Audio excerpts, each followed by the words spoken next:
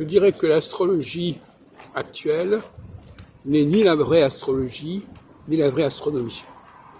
Elle n'est pas la vraie astrologie parce qu'elle ne permet pas de suivre le déroulement des processus. C'est un processus chaotique avec des conjonctions, des aspects qui se produisent dans tous les sens. C'est très chaotique. Et en plus, alors que l'astrologie, la vraie astrologie, elle est dans le déroulement, elle est dans le suivi. Elle est dans quelque chose qui s'amplifie, qui s'intensifie, qui monte, qui descend. Et donc, c'est une astrologie qui évidemment fonctionne à partir d'un très petit nombre de facteurs. Et puis, en quoi l'astrologie n'est pas d'astronomie? Parce que l'astrologie, quand elle est liée au thème natal, elle fige le processus cyclique, alors que l'astronomie, elle est constamment dans un processus en mouvement. Et j'ai d'ailleurs connu l'astrologie que je l'ai faite dans le cadre du mouvement astrologique.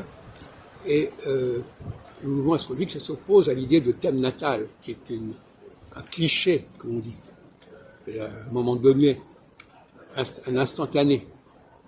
Donc là aussi, l'astrologie ne correspond pas à l'épistémologie de l'astronomie, qui est un processus en mouvement également.